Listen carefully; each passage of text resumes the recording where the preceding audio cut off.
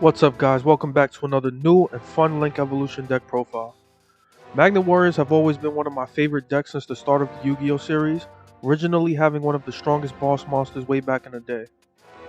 While this list hasn't changed much since my last video before the update, the deck has gotten better slightly with the Master Rule revision and access to certain extra deck monsters.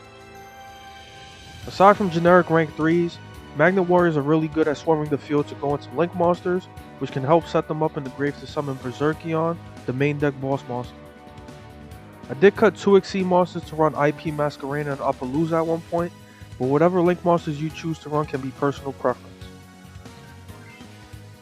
Ties of the Brethren is still one of the best ways to get all of your magnets out of the deck, fueling your next turn since you can float into Delta during your opponent's turn. Doki Doki also helps with this, as discarding a certain magnet to get one out of the deck can work well depending on what you need. Aside from summoning Berserkion, going into various extra deck monsters to hurt your opponent is the goal, and if you can summon Valkyrion as well for offense, things will go even better.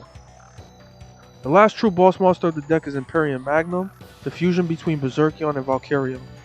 If you can summon this on defensive moments, it can be amazing, but offensively, having the removal and stat combination between Berserkion and Valkyrion can be better sometimes.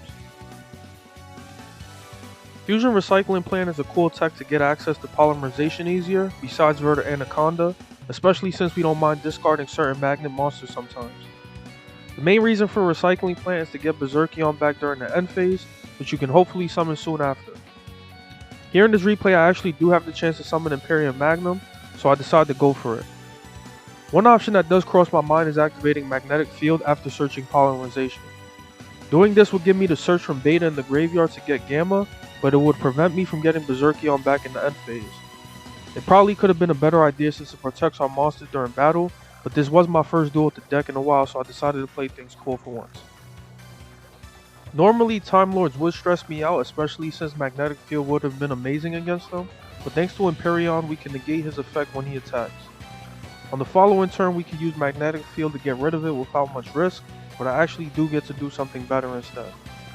The only real threat here would have been something like Lava Golem, since it did seem to be a burn deck, along with his back row disrupting our Berserkion somehow in the next turn. Outside of that, the revive from Magnetic Field will help us go into the necessary Link monsters to soften the board up for Imperion and Berserkion. While just swinging with Magnetic Field is a thing, Nightmare Unicorn is a very easy out to Time Lord since it doesn't destroy, and naturally we have enough materials to do so. This is actually the only time I summoned Imperion, so it was pretty satisfying to start the stream off with this, but doing the Link climbs before summoning Berserkion is just as effective.